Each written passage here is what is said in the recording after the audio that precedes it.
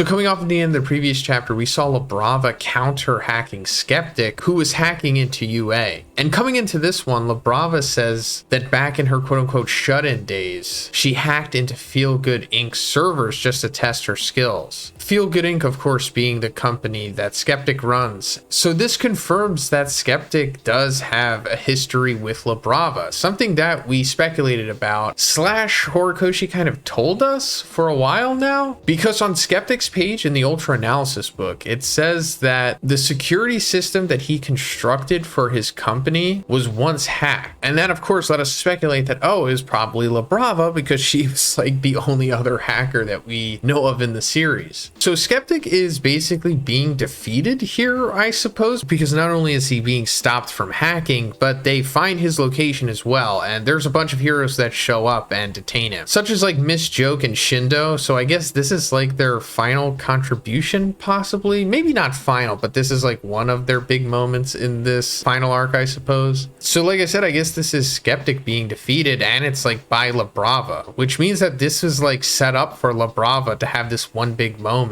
But anyway, after this, UA is still falling despite what Labrava is doing with her hacking in order to save it. And we see Izuku and Shigaraki continuing to talk, where Shigaraki's basically like, you know, I don't care if you understand what makes us heroes and villains. Which, at least in my opinion, is Shigaraki basically saying that like, hey, Izuku, you can't talk no jutsu me at this point. It's too late. I'm beyond repair. Which we assumed as much, because this is definitely coming down to the Shard of Tenko being the savior here. And speaking of that, it's also kind of been spoiled to us in the newest intro for season 6. I'm also going to make a short about this eventually. But since UA is falling and the heroes are really low on support at this point, especially heroes who have the ability to stop something the size of UA from falling, which to begin with, there's not many, suddenly Gentle shows up. And he's like Super Saiyan 2 at this point, being boosted by Labrava's love quirk remotely. Like if she loves someone, like especially a lot, and it basically makes them superhuman, or gives them like something similar to full Cowling almost. And it's said later on in the chapter that the time they spent apart made their love grow even stronger. This is like the excuse for Labrava's quirk to buff Gentle, to make him strong enough to do the incredible things that he's going to do in this chapter. But after we see that Gentle has returned, it sent us to a flashback of when Tartarus was being attacked by All For One / Shigaraki, and Gentle was there. Like when we were taking a head count of the significant prisoners who could be released from that, Gentle was one of them. But we didn't see him at the time. But turns out, yeah, he was there the whole time, but he refused to leave. And at that time, he had remembered what the Gorilla Cop had told him by saying like the only people who say they can't turn their lives around are the ones with no real desire to change. They're too impatient. They want their results right away. And it made Gentle reflect on himself. It's like, I made many mistakes and I didn't have the courage to stop, but I want to be the guy who shows them all a bright future. And then he just stops all of the escapees from his prison from escaping and waits there for like the cops to show up. And when they come, they're like grateful to him. They're like, you know, what can we do for you? And he's like, I want to see Labrava. And then that's when we get the explanation of them being so much stronger. And then we see Gentle stop UA from falling with his super gentle lover move, which is easily one of the greatest feats in the series. And this goes back to what I was saying earlier about how Gentle has been gone for years and he's just come back and now has one of the most significant moments in the series randomly. And I'm not against it or anything. It's just, don't you think that, I don't know, maybe Horikoshi should pass moments like this around to the more significant characters, especially at this point since we only have a limited amount of chapters left. Again, I'm not complaining. I just hope that everyone gets their fair share, or at least the characters that deserve it. But yeah, due to the power up that Labrava is giving Gentle in this chapter, like I said, she's made him like go full Cowling, maybe like, I don't know, 80% of One For All or something. I don't know, just the ability to hold up UA like this, which is like rubberizing the air essentially, making into a trampoline, as Izuku says. Just something like this, I guess only All Might would be able to replicate, right? Or All For One, of course, but just mainly on the hero side. But UA being saved here is not the end of their problems, because Monoma, along with Aizawa, were knocked over by the Twice clones that were teleported there by Kurogiri, and now they're no longer erasing Shigaraki's quirks, and he's about to just nuke the place by touching the ground. But before he can touch it, his hand gets shot off, and it turns out that Lady Nagana's there, sniping from a distance. So yeah, Lady Nagana's back as well, along with Gentle, like the two former reluctant villains, are back to have their face turns and swing the momentum back into the heroes as well. And it's just interesting that Nagana is back, because I for sure thought she should have died from the wounds that she received, because like I'm pretty sure a bomb literally went off inside of her, like that All For One somehow put inside of her, I guess when he gave her an extra quirk for the airwalk one. But as she's firing at Shigaraki, we see this panel of Tsukauchi saying, and that's something that we can never forget, you know, referring to the villains turned heroes. But then we see All Might walking out of the room holding like a case or a box or a bag or something, and it's like, what is this? It's really subtle. If you're not really paying too close attention, like you could miss this very easily. And I just hope that it's something significant. And just to make it more exciting, let's just speculate about the best case scenario, and that is of course that he somehow reverts himself, similar to how All For One is with Eri's quirk, and then he goes back to a time when he was still able to fight, and then he's also put on a timer the way that All For One is, and then they just both fight until they're nothingness. I think that would be incredible. Probably not going to happen, but man, that would just be so good. I mean, I don't know what they could have in that case, unless they somehow confiscated one of those Eri vials or whatever Yujiko gave to All For One when he like reverse engineered Eri's quirk from the quirk destroying bullets. But most likely it's just something that he's going to give the heroes or something that's going to benefit them, I guess. But first, let's talk about eWin PC gaming chairs. They're America's #1 heavy duty gaming chair brand.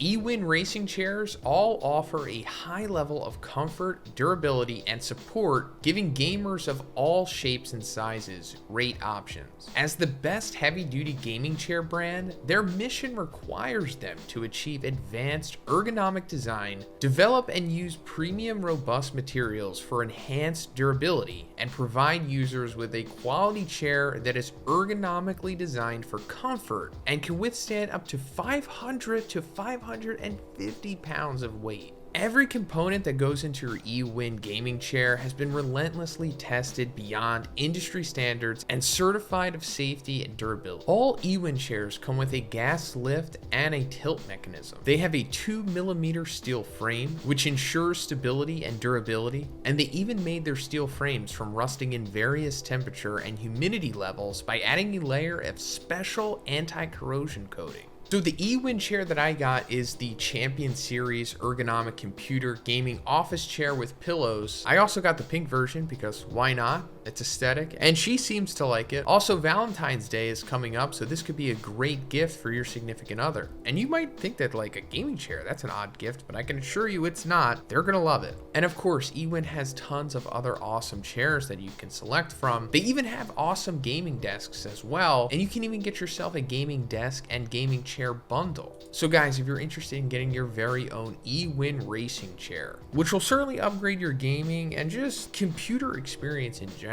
check out the link in the description, but also please use code Zhoniin because that's going to give you 20% off of your purchase. And you're also going to be helping me out as well.